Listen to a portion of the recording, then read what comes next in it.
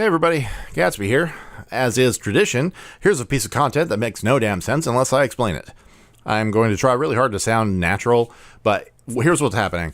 I recorded this thing naturally in just normal speaking voice, and the audio was blown out, but I really liked the way I said things, so I transcribed that, and now I'm rereading what I said before. So I am sorry if some of it sounds wrong. I do think that I'm a pretty good orator, but when listening back to my previous take, I was monotone and weird. Fuck it. We're going to try this shit again. All right. So I've been trying to make video games now for a lot of different reasons, and one of which you already know, which is that I spent the last year absolutely failing to find a new job. I lost my job at Nexus. I haven't been able to talk about it publicly, and I've just been writhing in trauma over it. And it happened at a really horrible time because I was already experiencing a lot of artistic burnout. The boys don't want to do bro-op anymore, and now I didn't have anywhere to put any of these stories in my head. While I was job hunting, I actually started teaching myself Unity so I could have some sort of vertical slice for my portfolio. I wasn't originally trying to make this game.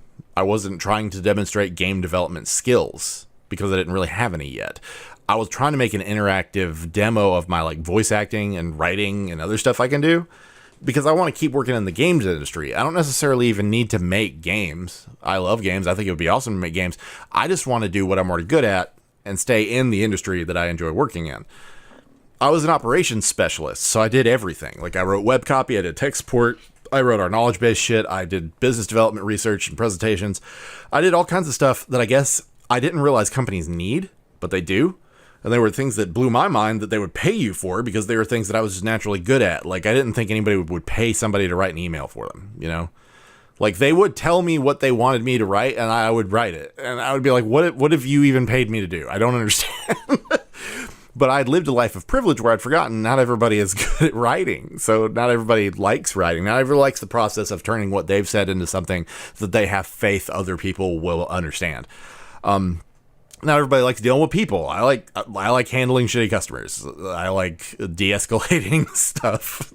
I don't know. That's a consequence of a troubled childhood, but it wound up being me, and I got paid for it, and I loved it. And I didn't realize that was an avenue in because I didn't get into brain development. I didn't get into game development when I was younger. I was undiagnosed ADHD, so I couldn't count on my brain to do a goddamn thing that I wanted it to. And I was terrible at math, so I didn't think I could do anything related to development or programming. But now I'm seeing that game developers need PR people, and they need someone to coordinate business meetings and make influencer deals. And I was like, holy shit, I've got to strengthen my portfolio in this, because while I don't have formal education in it, I've spent the last 4 years doing it. So originally I was just going to make a little stupid top-down RPG where you walked around and talked to people, and they'd be like, oh, Jesse, I know him. And you're basically getting my resume from all these different characters. And goddamn, I had so many versions of that game. One of them I still want to make is called Crunch. And it was basically you're kicked out of this game studio, and they had all your work samples. So you're having to steal back your work samples by going around to all these different computers. And I just got kind of overwhelmed. I was like, what's the game here? Ultimately, one of the biggest things I learned about game development, though, especially as it pertains to ADHD, is that I was really beating myself up over the fact that I wasn't finishing anything. I would get bored of a project, I'd burn out, I'd want to start over now that I knew more, or I'd want to try something different. And I kept telling myself what people have told me about that kind of behavior all my life, which is if you keep doing that, you're never going to finish anything that you start. And while that's true, if you're self-instructing on a skill, and especially game design, you've got to forgive yourself for that. You've got to just roll with it and understand that every abandoned project was a step in the learning process. You know, if you're burning out, you've got to change things up, or else you're not going to be able to keep working on the hobby. You want to prevent from burning out on the hobby.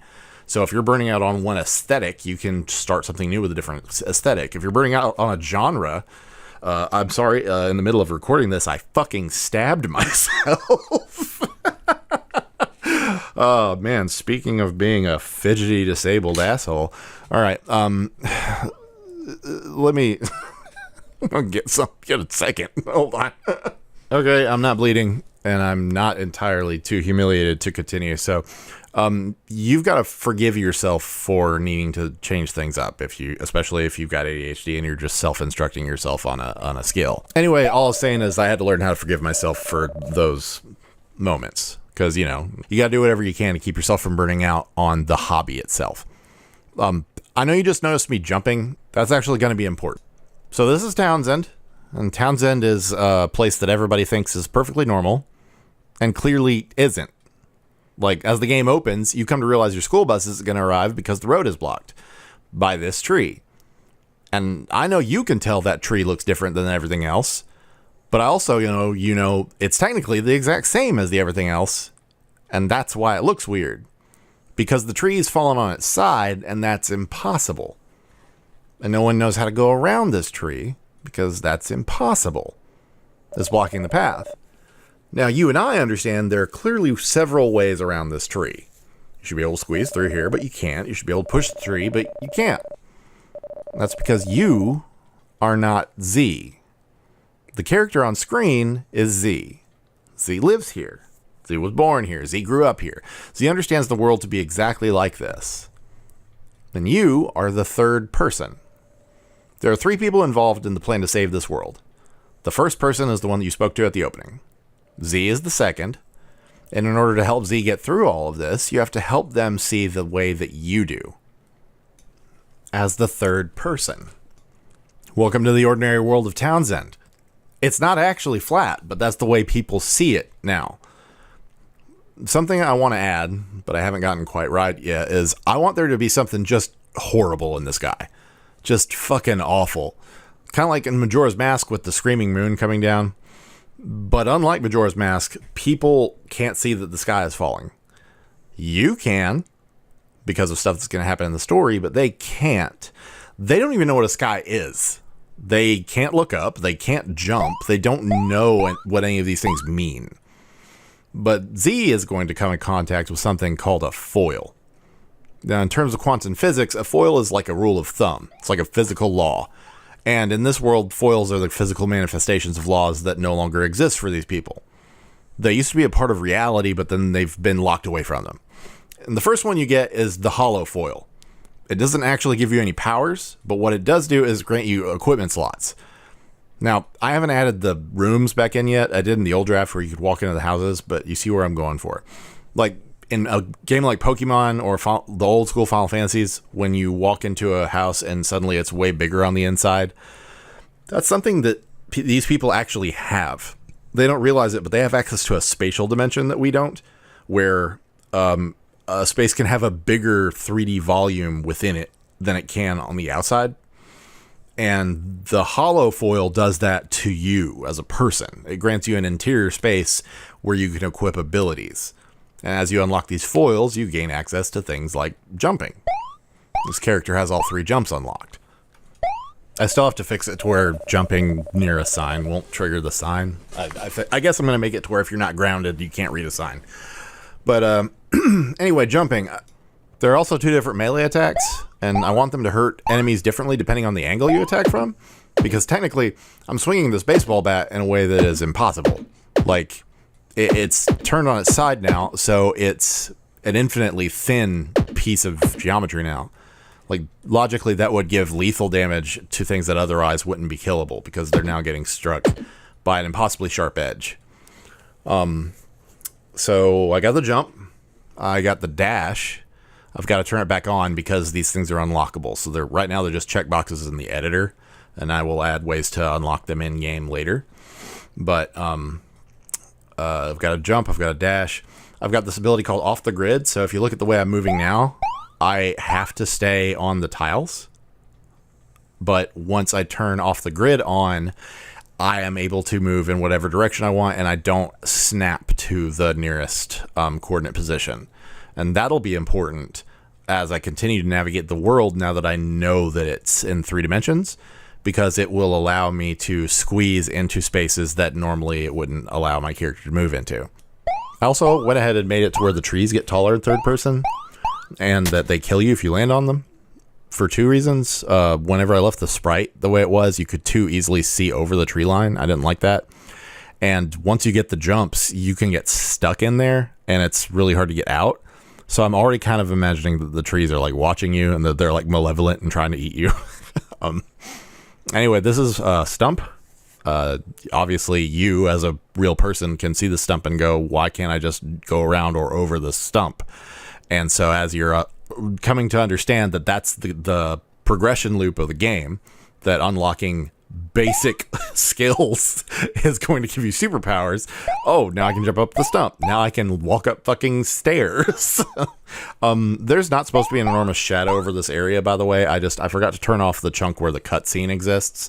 That's above us right now. The gameplay loop, I guess I sort of kind of turned it into a third-person platformer with combat mechanics, but I don't know if that's going to fit the vibe of the game, because I was originally going for a more of an adventure mystery RPG. I'm thinking maybe there will be floating islands that no one else can see, and that's where the platforming can come in, because, you know, you'll be able to see them up in the air and you'll want to get up to them. But I want this to work really like kind of like a Link to the Past randomizer, where the different foils represent different key items or movement mechanics or gameplay mechanics or attack mechanics. And every time you beat a dungeon or whatever, you get a foil. You actually get a hollow foil that unlocks a slot. And that means you can get a booster pack. Booster pack's going to have 3 random foils in it. And you have to decide which one you most need to equip. So you're deciding which abilities you need right now, or the ones that you think are the best. Sorry, I'm a former teacher, so of course I left the cursor on the goddamn screen. But anyway, you're creating a build to suit your playstyle out of the game's various key items. So that includes things like the jump. If you feel like you only need 1 jump, you can save your other slots for other things. If you feel like you need all 3 jumps, that's fine too. You saw earlier I was able to get back up on top of the columns because I had fallen off. I had all 3 jumps. If you don't feel like you need the jumps at all, that's fine too. You can save everything for combat. And if you don't even want to see the world in 3D, you don't have to. You know, you can still jump. It works.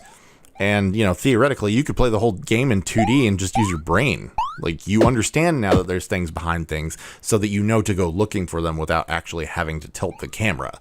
You're like, oh, this world has 3 dimensions now. Let's see if there's anything behind this house. What do you know? I'm bumping into something behind this house. So you didn't even have to see it. You could infer that was there.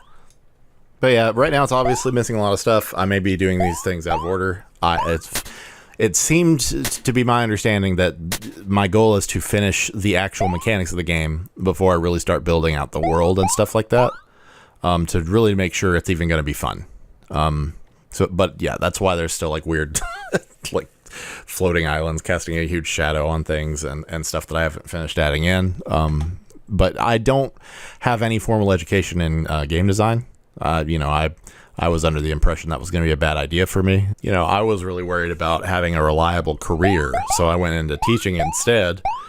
Took me 3 years to find my first teaching job, taught for 3 years, and lost it for no reason. And, you know, have been out here doing jobs that have nothing to do with teaching and having way more fulfillment in my life. So I'm really trying to pivot in some way to either showcase these skills in a way that can get me back into the remote space, or, I don't know, best case scenario, put out a fucking video game. That's not necessarily what I'm going to put like all of my effort into right now, though, because like priority number 1 is finding full-time employment that is going to stick with me. You know, the last video I put out, I talked about having to work at the prison. I was really heartbroken to have to do that because, number 1, I don't agree with a lot of the just general ethical and political attitudes of a lot of the people that I was working with. It reminded me too much of school, and that fact was really demoralizing for me. And just like school, it wasn't the quote kids who ruined it for me. It was the adults. I got fucking hazed and reported the dude. And as far as I know, he's still working there, but I won't be. I do have a new job starting soon that is remote and is using my skills more appropriately, and it pays decently, but it is a temporary position.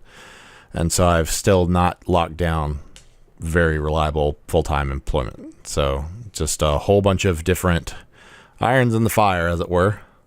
And I did a little poll in the community Discord that was like, hey, if I started putting out little blogs or little game dev things, would you be interested in that? Do you want me to put it on the main bro up channel or nah? Because, you know, as far as I'm concerned, this channel and what it really stands for is retired. Like, this is supposed to be a channel about playing games with friends, and a channel that like showcases who my friends are as a family. And despite my best efforts, that family has become extremely estranged. So I really didn't see this channel continuing in any way.